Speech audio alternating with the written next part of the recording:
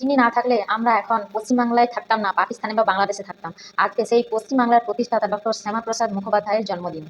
1946 সালে যেরকম ভারত ভেঙে পাকিস্তান গঠনের একটা চক্রান্ত চলছিল, সেই ঠিক তেমনই আমাদের পশ্চিমবাংলায়ও পশ্চিমবাংলাকে ভেঙে পাকিস্তানে অন্তর্ভুক্ত করারও একটা চক্রান্ত চলছিল। আর এই চক্রান্তকে ভেস্তে দিয়েছিলেন ডক্টর শ্যামাপ্রসাদ মুখোপাধ্যায়। এই পশ্চিমবাংলা গঠনের অন্যতম কারিগর ছিলেন ডক্টর শ্যামাপ্রসাদ মুখোপাধ্যায়। উনি খালি কারীদের হাত থেকে পশ্চিমবাংলাকে বাঁচাননি, পাকিস্তানকেও দুভাগ করেছিলেন। যারা ভারতকে দুভাগ করতে চেয়েছিল তাদেরই পাকিস্তানকে দুভাগ করেছিলেন ডক্টর শ্যামাপ্রসাদ মুখোপাধ্যায়। 1947 সালের মুসলিম লীগ এবং মোহাম্মদ আলী জিন্নাহ ভারত ভেঙে পাকিস্তান গঠনের আলাদা দাবি করেছিলেন, নিশ্চয়ই জানেন। আর সেই পাকিস্তানের ভিতরে সমগ্র পশ্চিমবাংলাকে অন্তর্ভুক্ত করতে চেয়েছিলেন।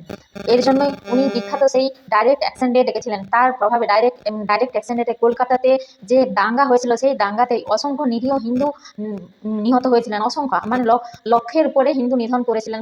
অসংখ্য ঘর বাড়ি জ্বালানো হয়েছিল হিন্দুদের। সেই সঙ্গে কত যে শিশু এবং নারীদের সম্মান নষ্ট করা হয়েছিল, সেটা তো গুণতির বাইরে। তার ইতিহাস আমরা সবাই জানি। ওই ডাইরেক্ট অ্যাকশন দেখে কালো দিন হিসাবে সবার পশ্চিমবাংলাবাসী হিসাবে আমাদের সবার মনে রাখা উচিত, জানা উচিত, এবং সব দিনের জন্য কোনোদিনও ভুলে যাওয়া উচিত নয়। দেশভাগের ঠিক আগে শহীদ সোহরাবর্দী এবং শরৎচন্দ্র বসু মিলে ওনারা ঠিক করেছিলেন, একটা প্রস্তাব রাখেন যে সমগ্র বাংলা আলাদা একটা দেশ হবে এবং সেই দেশ পাকিস্তানের ভাগ হয়ে যাওয়ার পর পাকিস্তানে যোগ দেবে। এটাই তাদের উদ্দেশ্য ছিল। কিন্তু এমনটা করলে সেই অবিভক্ত বাংলা ভাগ হয়ে গেলেও কিন্তু এটা সেই ভাগে সংখ্যালঘু হিন্দুরা হয়ে পড়তো। তাই পরবর্তীকালে ভাগের পর সেটা পাকিস্তানে যোগ দিত, এটা স্বাভাবিক। এইটা বুঝতে পেরেছিলেন ডক্টর শ্যামাপ্রসাদ মুখোপাধ্যায় তার দূরদর্শিতার গুণে। সেই জন্য তিনি ওনাদের প্রস্তাবে তুমুল বিরোধিতা করেছিলেন। আর এই ভাগ রুখতে উনি 1947 সালে ফেব্রুয়ারি মাসে হিন্দু মহাসভার নেতৃত্বে একটা কমিটি গঠন করেন। আর সেই কমিটিতে নেতৃত্ব থেকে উনি সমগ্র বাংলাতে, মানে সেই সময় বাংলা ছিল, পশ্চিমবাংলা ছিল না, সমগ্র বাংলাতে হিন্দু জনগোষ্ঠীগুলোর ভিতরে জনসচেতনতা গড়ে তোলেন এই বিষয়ে, এবং সারা বাংলা জুড়ে প্রবলভাবে প্রচার করতে শুরু করেন যে এই ভাগের বিষয়ে, ভারতের অন্তর্ভুক্ত থেকে যাওয়ার বিষয়ে। প্রবল ব্যাপক প্রচারের কারণেই তৎকালীন বেশিরভাগ হিন্দুরাই কিন্তু এই বিভাগের পক্ষে রায় দেন এবং ভারতের অন্তর্ভুক্ত থেকে যাওয়ার পক্ষে রায় দেন, যে ভাগ হোক, বাংলা ভাগ হোক, কিন্তু ভারতের ভিতরেই ওনারা থাকবেন। বেশিরভাগ হিন্দু বাঙালিরাই এই পক্ষে ভোট দেন। এই বাংলাকে ভাগ করার জন্য সেই তৎকালীন বাংলার আইনসভাতে দুটি ধাপে ভোটাভুটি হয়। প্রথম ধাপে মুসলিম লীগের সংখ্যাধিক্যের কারণে, মুসলিমদের সংখ্যার গরিষ্ঠের কারণে প্রথম ধাপে ওনাদের পক্ষে, মানে পাকিস্তানে অন্তর্ভুক্ত হয়ে যাওয়ার পক্ষে রায় হয় 126 আর 90 ভোটে। এই প্রস্তাবটাই হয় সমগ্র বাংলা ভাগ হয়ে পাকিস্তানে যোগ হবে মুসলিম। আর দ্বিতীয় ধাপে সেই মহাসন্ধিক্ষণ, দ্বিতীয় ধাপে সংখ্যাগরিষ্ঠ হিন্দুদের অঞ্চলে আলাদা করে বৈঠক অনুষ্ঠিত হয়। আর এই দ্বিতীয় ধাপের হিন্দুদের সংখ্যাগরিষ্ঠ অঞ্চলে বৈঠক করার এই যে প্ল্যানটা কিন্তু ছিল, প্ল্যান বা রক্ষা কবচ বলুন, এই রক্ষা কবচটা কিন্তু আদায় করেছিলেন তৎকালীন ব্রিটিশ সরকারের কাছ থেকে ডক্টর শ্যামাপ্রসাদ মুখোপাধ্যায়। এই দ্বিতীয় ধাপে প্রস্তাব পেশ করা হয় যে সমগ্র বাংলার হিন্দু সংখ্যাগরিষ্ঠ অঞ্চলগুলোকে নিয়ে একটি আলাদা অংশ গঠন, এবং সেই অংশ ভারতের অন্তর্ভুক্তই থাকবে, অর্থাৎ ভারতেই থাকবে সেই অংশ। এই ভোটাভুটিতে 58টি ভোট পড়ে এবং বিপক্ষে পড়ে 21টি ভোট, অর্থাৎ সংখ্যাগরিষ্ঠ হিন্দুদের ভোট ছিল পশ্চিমবাংলা আলাদা বাংলা ভাগ হবে, তখনও পশ্চিমবাংলা হয়নি, আলাদা বাংলা হবে আর ভারতের অন্তর্ভুক্ত থাকবে। 58 জনের ভোট ছিল আর বিপক্ষে ছিল 21 জনের ভোট। আর এইভাবেই হয়েছিল আমাদের পশ্চিমবাংলার গঠন।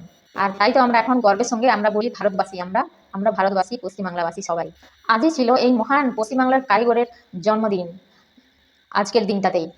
যদি আমরা বলি পশ্চিমবাংলার রূপকার বিধানচন্দ্র রায়, কিন্তু পশ্চিমবাংলা গঠনের মূল কারিগর বা হকদার যদি থাকেন কেউ, তাহলে ডক্টর শ্যামাপ্রসাদ মুখোপাধ্যায়। উনি খালি দক্ষ রাজনীতিবিদই ছিলেন না, দক্ষ শিক্ষাবিদও ছিলেন।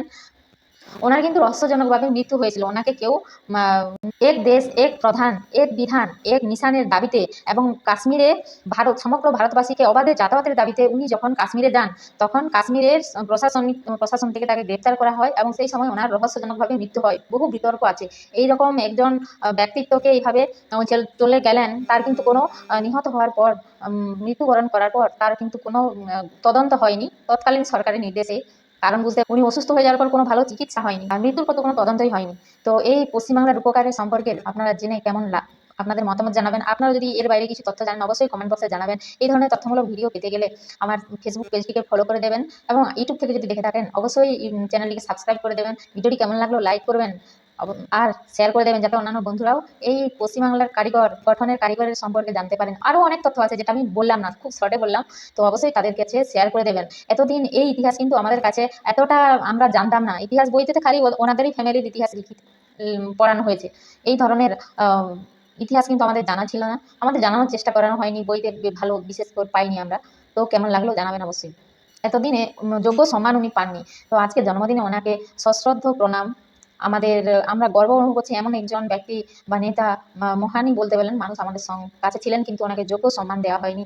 আমাদের পশ্চিমবাংলার তরফ থেকেও দেওয়া হয়নি, আর আমাদের ভারতবর্ষের তরফ থেকেও আজ উনি যোগ্য সম্মান পাচ্ছেন। আমার সশ্রদ্ধ প্রণাম ওনার জন্য। ভালো থাকবেন।